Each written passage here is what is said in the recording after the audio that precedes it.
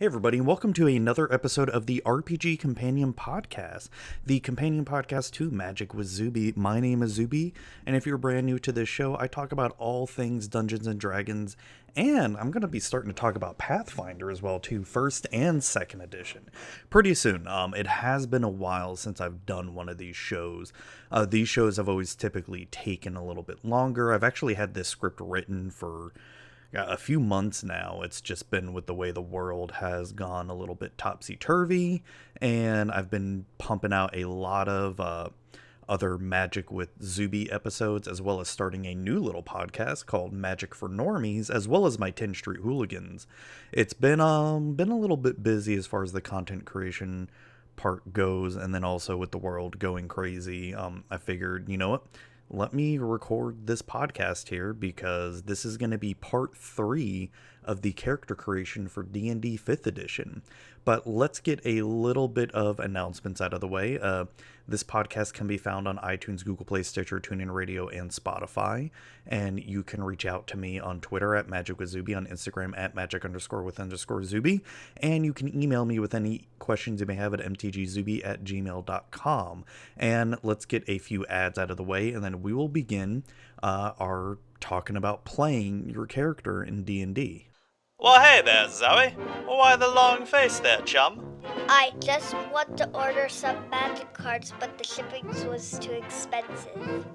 Too expensive? Well, did you know if you go to legitmtg.com, you can order any magic cards, and anything over $2 or more has free shipping? Wow, free shipping's at legitmtg.com. That's amazing.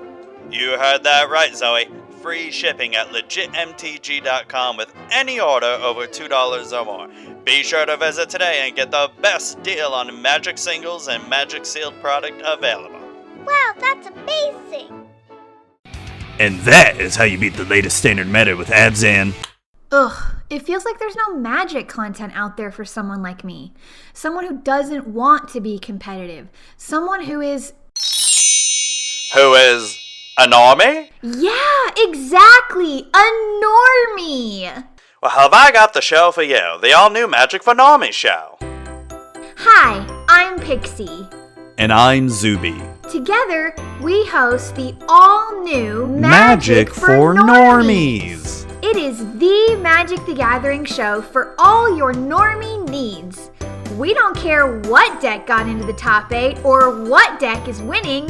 We care about having fun playing Magic. That's right, Pixie. You can watch us on Pixie's Twitch channel at twitch.tv/PixieKittenPlays and catch the VOD on our YouTube channel, Pixie Kitten Plays. If audio is your thing, you can find episodes on the Magic with Zuby RSS feed. Magic for Normies. Alright, so this will be part 3 in our character creation series where we'll be going over how to play your character in D&D 5th edition. So if you remember, the first 2 parts of this series was first part going over the character sheet, because let's be honest, for new players, that can be pretty daunting and confusing on understanding what all the character sheet means. And then also part 2 was creating your character, because once again, if you're a new player, creating a character is not very easy and straightforward, and sometimes the player's handbook isn't always so straightforward as well too. So this episode, it may be a little bit shorter, as we're going to be going over how to play your character in D&D 5th edition. So one of the first things that I always recommend doing for my players, and what I do if I'm playing as well, is working with my DM is, one, figuring out what kind of character do I want to play. Do I want to play a character that, helps fit the mold of the group, maybe provide some healing or some DPS or being a tank, and those are World of Warcraft terms, I know. Or do I want to make sure I have an interesting backstory to, really just fill out that role playing for the group as well too. Any kind of backstory that you have or any kind of idea you have, make sure working with your DM is top priority, because if it's first of all, you need to figure out what setting it is. If it's a homebrew setting, the backstory you may have, it could be sort of a more generic backstory, and you just sort of mold it into the world that your DM has come up with. Or if it's something like Forgotten Realms, and if you're not too familiar with Forgotten Realms, it's really best to ask your DM, okay, well, what about Forgotten Realms should I know or be aware of? Or if you are familiar with Forgotten Realms, figure out what time period of Forgotten Realms it's set in. And that's true for any kind of setting, whether you're playing a magic setting in Ravnica or the new Theros coming out, is really try to figure out what's going on in the world around you. And either your backstory could be as something as, okay, I'm a villager and I decided to take up the call to adventure, right? Or I've been a soldier in this, army, and I'm seeing how corrupt it's become, and I've decided to leave and try to stop it, something like that. Definitely always recommend working with your DM on that.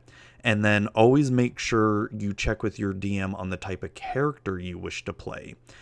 Never assume that the character you're going to play is going to work. So, example I always like to come up with is when I have new players come to my game, I typically don't care what race or class they're going to be. But I always warn them, if you want to make something like a goblin fighter and you're going to be joining a party full of humans, that may be a little bit tough to join, because depending on what setting and what world, typically goblins are going to be considered evil and malicious, right? Now, that's not true for every single world out there, and not true for all goblins, but you want to always check with your DM, like, hey, I want to make a goblin fighter, is that going to be okay? And every time I've told players that they want to do that, I've told them, well, listen, you can 100% make a goblin fighter, but the other players, their characters may not react well to that. And I always try to tell my players, let's try not to make anything personal here. This is role playing, but let's also not be assholes at the same time. So that is something you want to really check with your DM. If you find a really cool combination, like, I don't know, Orc Paladin or something like that, check with your DM first before you go and make the character and all that. The next little step we're going to be talking about is how to play your character. Now, this is something I see all too often and all too common in a lot of players that come to my table. Now, I play at an LGS, meaning I don't exactly have the choice of who my players are. Now, I can decide, because I'm there to help my LGS, and I've been working on building up my local DnD scene before all this COVID mess. But I've been working on trying to build it up and get players started. And, I welcome new players. I don't care what kind of player you are. I've only had to kick, one person off my table before. And that was, I think I actually had a whole episode about that. Yeah, I did. But, I don't really get to pick and choose who my players are, but I see a lot of this all too often is they will come up, create a character, they say, yeah, I know how to play, and then they don't know how to play their character at all. So I feel, and a lot of them feel like the onus is on the DM to explain every single ability the player does. No, a little bit of the onus does need to be on you. The DM definitely needs to be familiar with your character and their abilities and make sure that you're not breaking the game or anything like that. But as a player, you should know your character, meaning you should know all the skills, all the features, all the spells, all the attacks your character can do. Knowing this not only helps you, it helps your teammates, and it helps your DM as well too, and helps speed up gameplay without having to look in a book. And not, even me when I'm playing, especially in terms of combat, is I'm deciding what I'm going to be doing ahead of time. I'm paying attention to what everyone else is doing in case my game plan changes. And then when it comes my turn, it's like, all right, I know exactly what I'm doing. Boom, boom, boom. My turn lasts less than a minute because I'm doing my attacks, I'm doing my spells, whatever it may be, and then boom, done. Too often there, and a lot of DMs and even a lot of players out there will know that there are just some players out there that just, when it's their turn, they're not paying attention, then they're just like, what do I do? It's, you need to be paying attention to it, and you need to understand what you can do and help speed up the gameplay of it. And that brings on to understanding your character's strength and weaknesses as well too, even outside of combat. So, let's just take Bob the Wizard, right? He is very good at investigating. So when you guys are all in a room and there's a puzzle to solve, right? Bob the Wizard is probably the best one to try to figure out that investigation check, right? He may have the highest investigation while Bill the Barbarian, is not very smart at all. He's got a -2 modifier to intelligence, right? But you also have to understand your character would not be ideal for bashing a door open with brute strength. So it's not only knowing your character in combat, but also out of combat and understanding what they can and can't do really helps speed up the game and makes things a lot quicker and more fun so you can get more stuff done, right? As I was talking about before, planning your combat turns during combat is extremely important. Paying attention to what's going on in the battle is very important, just so when it comes to your turn you can just boom, go do it and then get on with it. Because let's all say we've all had combats that really should only have lasted maybe 30-45 minutes but end up to be 2 hours because of just reasons, people going so slow, not understanding what to do, or having to constantly look up rules. It can just slow things down. So that's why I say it's really, really, really important to understand all your character's abilities. I don't know how many times I can reiterate that. And then lastly, work together with your team. Very, very, very important. There are too many times where people will try to treat this like League of Legends, will try to carry a whole one player will try to carry the whole group and be the hero and all that stuff. And I'm not saying that's not warranted, because there's times where that happens. Everybody's down and there's only one character left. And that's fine. I'm not saying anything bad against that.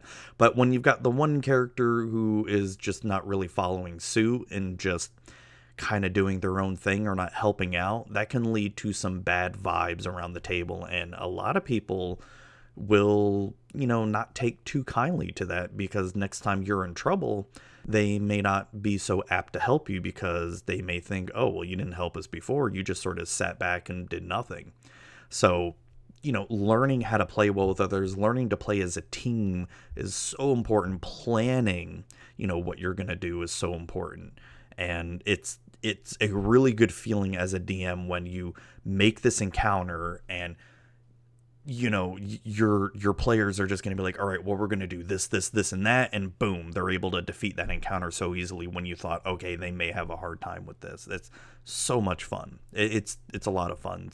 All right, so lastly, we are going to be talking about understanding your turn in combat. And this is really, really important to helping you plan your turn in combat and understanding what your character can and can't do. So every single character in a turn of combat has 3 basic things they can do: action, bonus action, and movement, and they can be done at any time during your turn. You can decide to attack a person and then move and then do a bonus action, or what you can do is so let's say your speed is 30 feet, you can move 15 feet, attack, and then move back 15 feet as well too, and do a bonus action as well. So you can do those in any order. I'm gonna put a link into the show notes of this little description guide for a lot of the stuff that you can do for each one for movement, action, and bonus action. But there are a few other things that happen as well too during the initiative turn of combat as well, and those are reactions, and those could be something like Hellish Rebuke or Attack of Opportunities that happen. So there are certain characters, and pretty much all characters get something called an attack of opportunity. So when a creature comes into your space and attacks you and then decides to leave your space, you have what's called an attack of opportunity, meaning you get to roll an attack roll and see if you hit them as they're running away from you. Now, hostile creatures also get that same ability as well too. But one thing you have to remember is you only get 1 reaction per turn unless stated otherwise. Now, there are other creatures out there that can get multiple reactions per turn because they may have legendary actions or legendary abilities, something like that. So But for the majority of the time, you're only going to ever have one reaction unless stated otherwise. And most of the time, it's going to be mainly either used for a reaction spell like Hellish Rebuke or an attack of opportunity. Some of the other things I want to go over are other kind of conditions or environmental effects that may affect your turn of combat.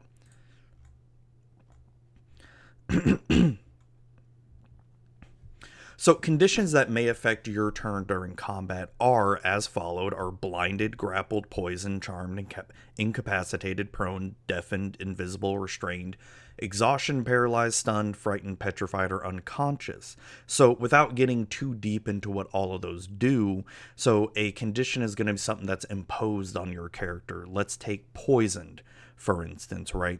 So someone poisons you with a dagger or a bow and arrow, and then you're now going to be poisoned, and it's up to you and your DM to remember that you're poisoned, because that could be you have disadvantage on attack rolls or ability checks, or you have fallen asleep, right? Or you are invisible, you can't be seen, and you need to make sure that you and your DM are aware of that, and the other players as well too.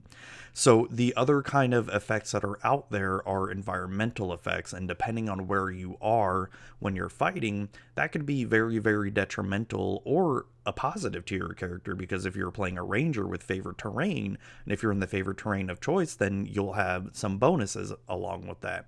If you are a human and you're fighting in a dark cave and you don't have dark vision, then you're going to have some disadvantage on attack rolls or being able to see things as well.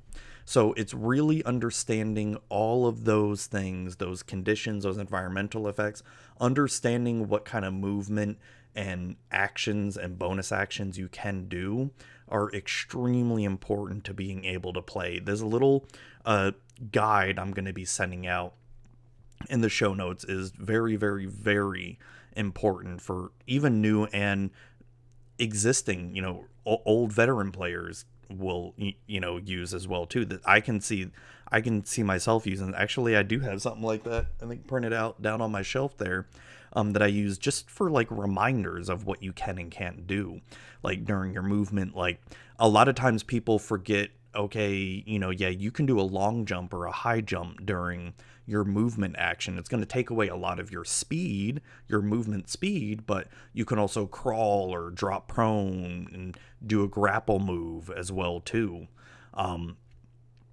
There's a lot more in your action abilities as well too, besides just doing a melee or ranged attack. There's shove, grapple, dash, there's a disengage, dodge, escape, there's a hide, there's a search, there's an improvise, there's a ready, there's using a class feature, using a shield, something. There's a lot of stuff out there. It's just having to remember that you can do that. So one last thing I want to touch upon before we end this episode today is talking about readying or holding an action. Technically written as per the book, it is readying an action, but a lot of people say, okay, I'm going to hold my action, and you can use the two interchangeably. It doesn't matter. But typically you'd want to do a readied action. Let's say you were the very first person to go on combat, and you sort of want to wait and see what the enemy's going to do, right? Because they may not go until 4 or 5 people down. So let's say you're a spellcaster, right? I'm Bob the Wizard, and I've got a fireball ready, but I don't want to do a fireball yet because I'm unsure what all the enemies are going to do yet, and they're not clumped up together for me to do a good fireball. So I'm going to wait for them, and you tell your DM, all right, I'm going to ready an action, right? You can tell them I'm going to ready a fireball or I'm going to ready an action, right? So the thing to remember with readying an action is you get basically your whole turn at that point. So you have to, let's say, you're first, and then, you're Jill and Greg are, second and third, and then the enemies are going, right? The enemies are all starting to go, they're starting to come up to you guys and starting to attack, and then boom, right after that, you can then use your reaction to start doing your readied action, which is you're going to start moving, and you're going to cast Fireball, right? And boom, there you go. The one thing to remember, though, is if at the bottom of the turn, you have not used your readied action, that's it. You've basically forfeited your turn at that point, and it goes back to the top of initiative, and that readied action you were wanting to do does not happen anymore. So typically, if you were the very last person in initiative, there's really kind of no point in readying an action, because as soon as that initiative turn is over, that's it. Your ready to action is gone. So readying an action is more useful for people that are more at the top of the turns of initiative, more so than the people who are at the bottom of initiative. So that's the last thing I wanted to talk about in today for readying an action and understanding your turn in combat. And the very last thing I want to mention before we go is just have fun. That is the point of D&D. It's not meant to be a competitive game. It's meant to have fun with you and your friends, get around and tell a awesome, fun story together, whatever you're playing. And thank you all for watching and listening to this episode of RPG Companion. I do have another one planned. My next episode is going to be Pathfinder 2nd Edition and D&D 5th Edition. The differences between the two, and I've read back and forth the Pathfinder 2nd Edition book. I've sort of been working on the script right now, and just really going back and forth. It's made me really, really want to play Pathfinder 2nd Edition now, and hopefully I get a game sometime this year. But who knows with all this COVID mess. But thank you all for listening and watching, and greatly appreciate it. And if you want to help support the show in any way, it's not necessary, but you can check out the show's Patreon at patreon.com/magicwithzuby. And thank you again for watching and listening, and have a great day.